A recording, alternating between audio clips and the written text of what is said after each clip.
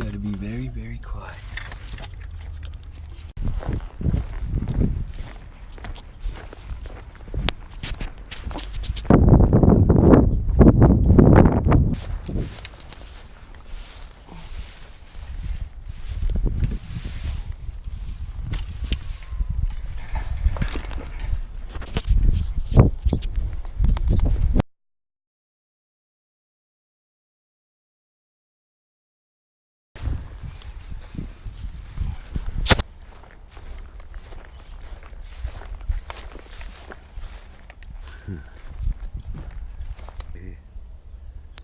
I got limited time. This is the closest thing to my home. It's probably take me 10 minutes from getting in the car to getting here. Oh, look at all the lines. There's a lot of fish that they're not all bass, they're carp. Like that. Look at that. Now, I know there's bass in here already. A couple of quick observations from days before. We got an early season. If I just wanted to catch a bass, and I can see just here, I wouldn't have to move. I wouldn't use this lure or the lures I plan on using. I'd use stuff I know is just guaranteed. But it's not about that. I'm down here to check out like lure bites for the season. I'm looking for bait. Like, look at that. I want big baits like that for trophy bass. That'll work. No, I'm just going to work out my hang time, so I might need to weight it. Drops fairly good though. Oh yeah. Now, first of all, the way I've got it rigged, I've got it heavy set, so they've got to pop that up. So, yeah, I'll be happy if I draw a fish. If I wanted to catch a bass, I'd just put a tailor-made nugget or a feral cat on. Anyway, let's have a bit of a go. And I've got about half a dozen of these types of lures to try out from Berkeley. And I'm that confident. Just got to get them. This is more the fine tuning stage. Just work out what sort of hook I need. Work out how quick they sink.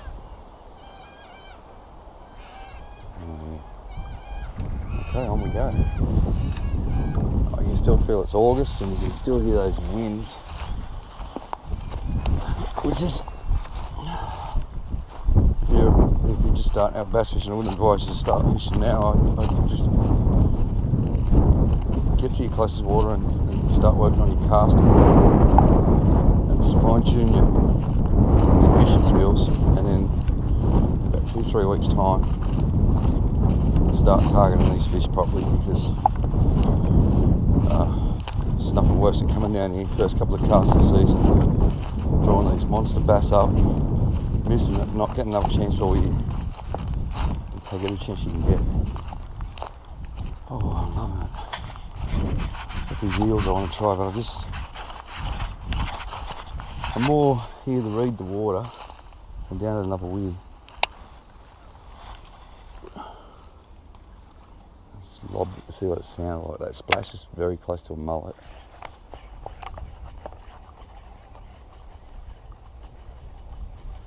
You see, they're going to be unbelievable dew lures.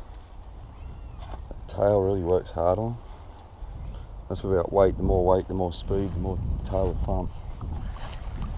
Anyway, the plan is hit this weir for about 10 minutes with a few lures. Just sort of jigging and teabagging around it, see what I'm drawing. And then the last sort of 20 minutes I've got a daylight. Just rip these big lures, especially the eels, across the surface and try and just get that one big draw.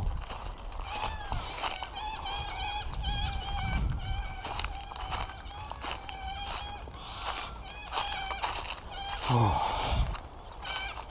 Karma. Look, there's fish out here.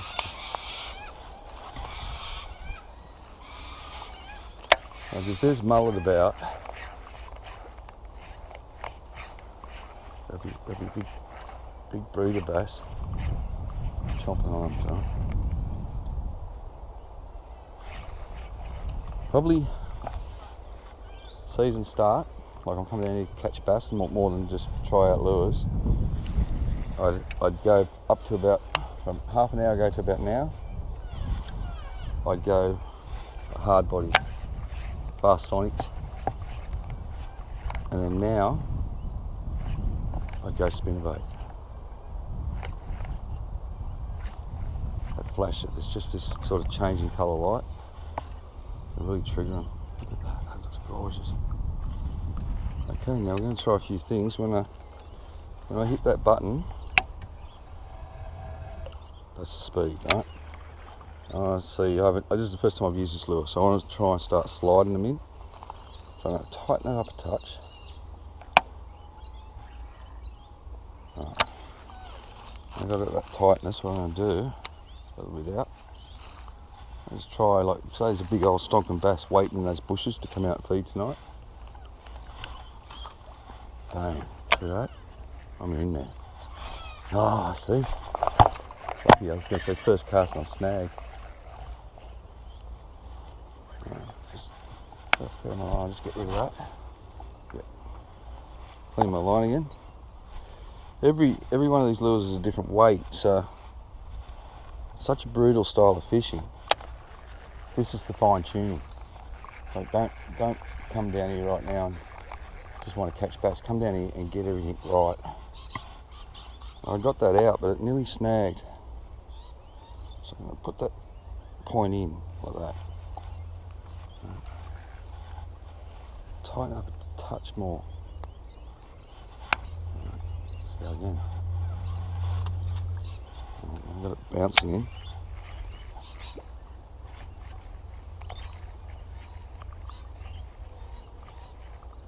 That's a bit better. I want to get it so if I stuff up, I don't backlash. Look at that. Go. That's the first thing I want to do. And then as I start to get more and more in tune, I lighten this up more and more. I'll get more distance. But this isn't a distance thing. This is short game fishing. This is structure fishing. It's heavy line, brutal casts, and chaos when that lure hits the water.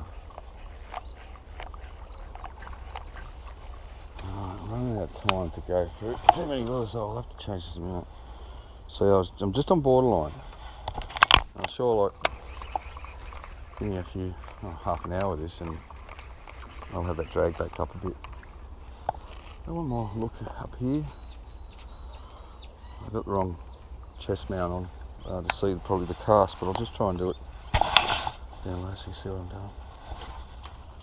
Just hitting it like that, but more in the bushes, so I'm still a little bit, because it's not your traditional style of casting with the feather and the thumb thing. It's more both hands on the rod and smash it in. You don't want to think about this spill. That's around one. I'm going to try. I already want to catch bass. Let's try. I found bass at another spot yesterday night. I should have went there, had more time, because I should look for bass and then experiment with lures, but I can see there's that much movement in here.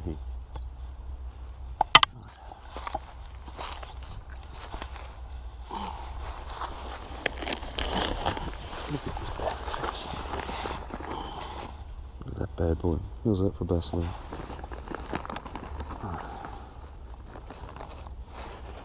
Some interesting, I got some eels here that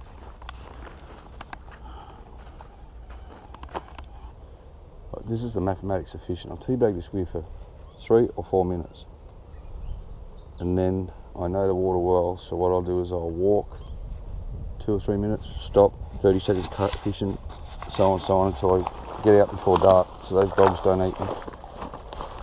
But this is the lure I'm most excited about, the eels. Can't wait. I've got glow in the dark ones too, so I might even just slip out tonight after. Hopefully Parramatta wins, and just try a bridge or two. Because I had some success a couple of years ago with big American eels down here with bass and carp, and got him.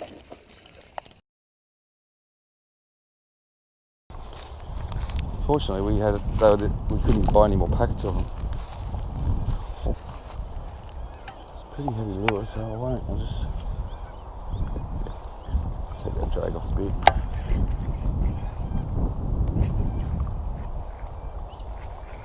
Yeah, it's important to get everything comfortable with bass fishing. If I come down here and I'm not happy with like the line, it's not casting properly with the rod or the reel, so it's not running through the reel properly, and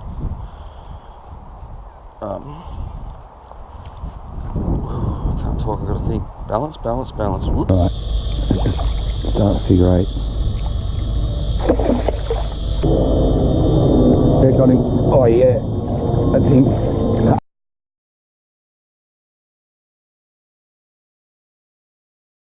Whoops. Done that a few times.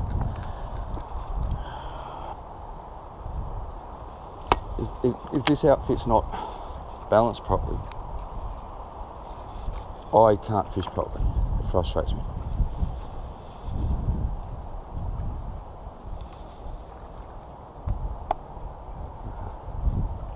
Now, I'm loving the activity around here. I think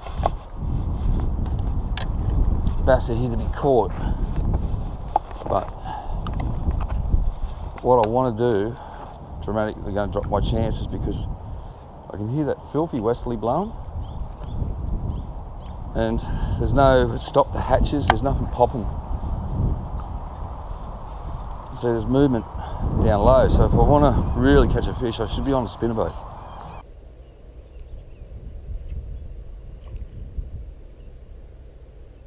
Oh, that's a good one.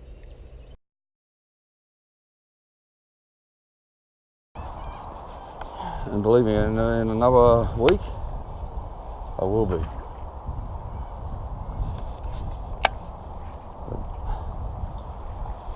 I just get all these missing links in my arsenal fine-tuned, and then start putting my bass boxes together. I'll run things that I know can cover water quick. That beautiful sunset.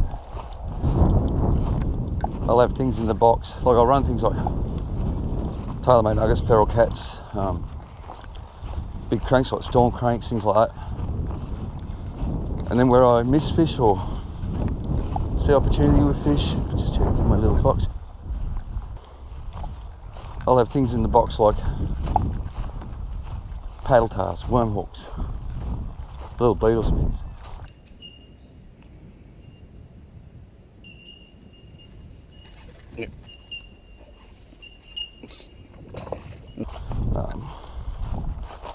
Miss fish under banks, I'll have little vibes and things, tea bag, crabs. Then I want surface and subsurface, so I'll have pencil walker and stuff like this, like a couple of stick baits and things I can run over the top and drop. And then add the big rubber mullet and eels and things like that out. That's just for a fully aggressive reaction bite. The reason why I want to add them to it is because, hold on a sec, show you. It's starting to happen. For a little fish to want to eat this, it's going to hit it 10 times harder than it's going to hit a cicada. That's why I like to do this stuff.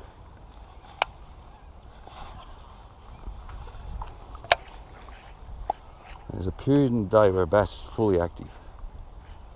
If you come across him, especially if you can find the potty mullet like this, this is a key, potty mullet or herring. Like the herring start flashing, oh, there's a massive carp just there. Oh, they're active too. I hate that. I'm so in love with catching carp now that... Get up here. Seen that whopper there and I was like, I wish I brought a little rod down, I wish I had a rubber on. The carp and the bass both migrate up together. You know, so I'm positive of that over the years. You don't see many carp in here, and then when they turn up, the bass are here.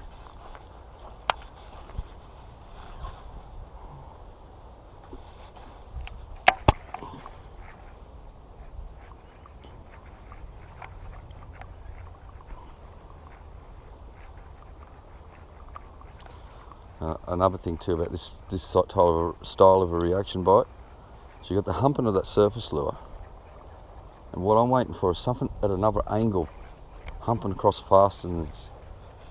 When it gets up close to it, I just drop, and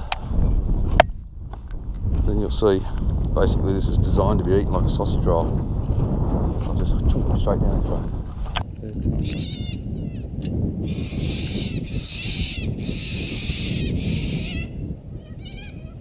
That's it. Yep, you got it.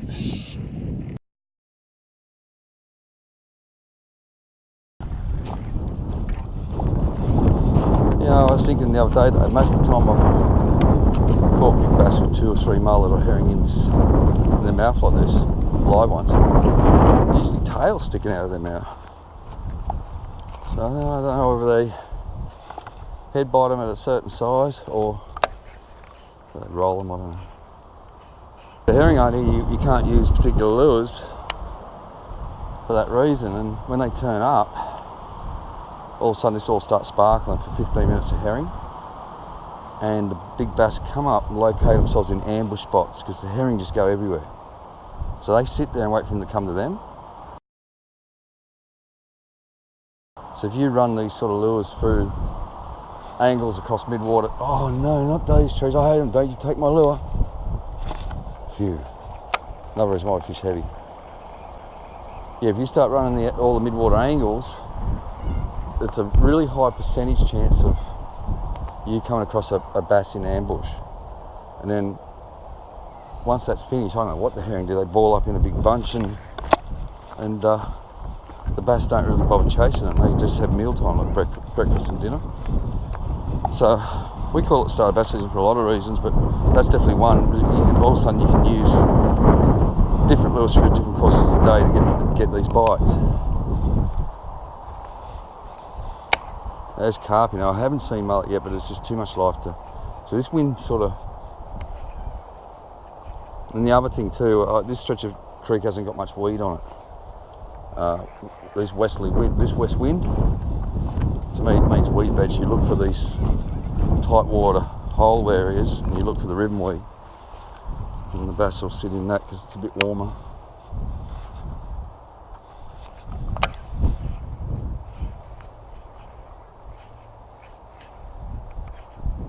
And the water is cold, so there's a big carp just took off there.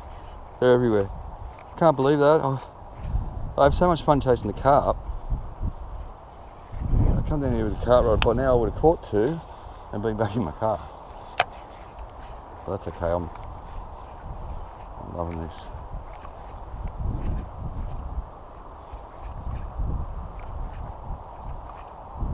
It's getting the tempo. I remember the first time I ever tried to fish with a Zara spook, read up about them and that, and try and fish them with a technique called walk the dog, which everyone still uses to this day. It took me, I don't know, half a season to catch my first bass. These modern lures we got now, like the stick baits we got now, you just wind them back and they get that action. But the old Zara spooks, you had to get that exact tempo, like that, like a drum beat or a rhythm. And the day you get it, you got it. And then all of a sudden I started putting hard bodies on, big deep dive and feral cats, casting out what I'm doing now and cranking it so hard I'd hit this back wall here, and then I'd walk the dog like that under the water and bang, getting fish. Then I started using soft plastics, walking the dog. It wasn't the Zara spook, the lure. The lure wasn't the key to, like, I didn't get value for money out of the lure by buying that lure. I could catch more fish on a cheap lure that did a better job. But the value for money come from learning how to fish that way. And that was the trigger for me. Since then I've fished so many styles of technique and lure to try and master. I keep going back to the beginning. And some I'd pick up quick. I just don't like it. It's not my thing. And it just gets put away. Other things, like this sort of stuff. This, rack fishing for bream, things like that. They become works in progress. And you only got so many days in a year and so much in a season, so I've got a limited time each season to work on these techniques. So I sacrifice a lot of fish tally. And what I know, look at that, that's going. This is what I want, this is where mullet can be brilliant. I sacrifice a lot of fish on tally to learn these other sort of things in my life. But I tell you, when I do get it right, the feeling that I get from it is just, you can't buy it. You cannot buy it. Oh! Oh. Back in, sorry, phone, go away.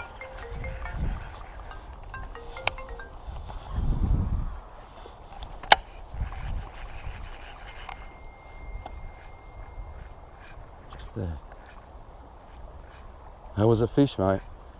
I always run over, it grabbed back. I always run over the spot twice, just, yeah, the check. You'd be expecting a house brick to hit this, but I mean, bass just feed in so many different ways. It just pulled it back like heavy weight.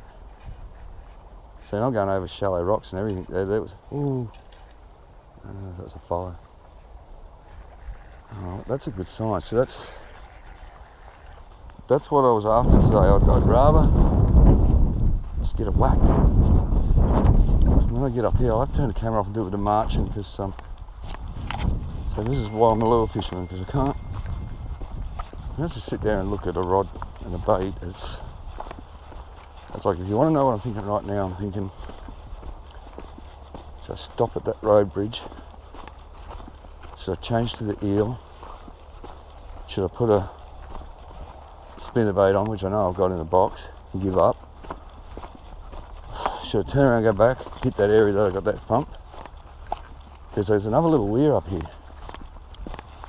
And I'm thinking, if that hit it shallow, pattern on pattern. So there's puffs.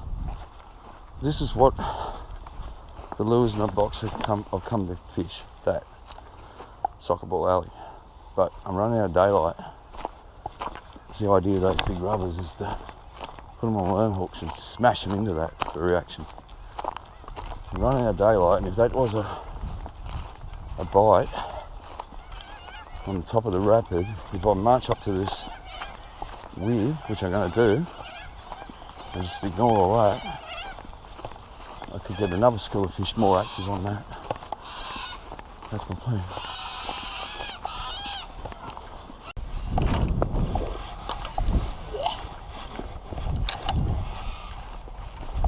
Stop laughing at me.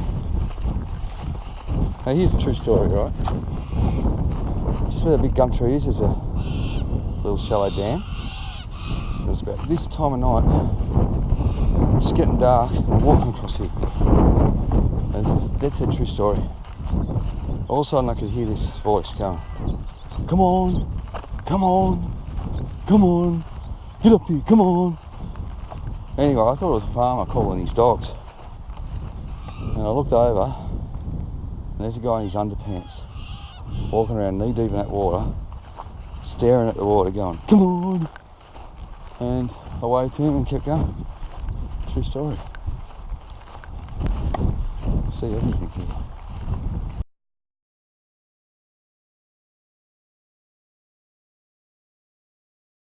These little videos I'm making with the Bass Wisdom tags, We got a long season and there's not enough time in a year to explain all the complexities of these fish. So over the course of the season, I'm just going to keep vlogging that one line with the bass wisdom. The main thing I'm out here with the camera on today is to just give you a few little insights to what we look for, how we work these fish.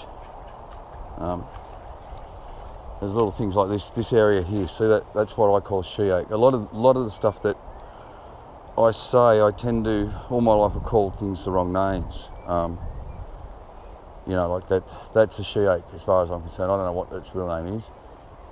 These things here, the thorns, they've replaced the wattles on the creek line, and they're just escalating. They're like a cancer. You know, a couple of months this will be just thick and thorny. They're the natives. Now that she-ache has a root system that digs into the ground and caves out the bank. So there's like a little undercut in there, and that to me is what I call the motel.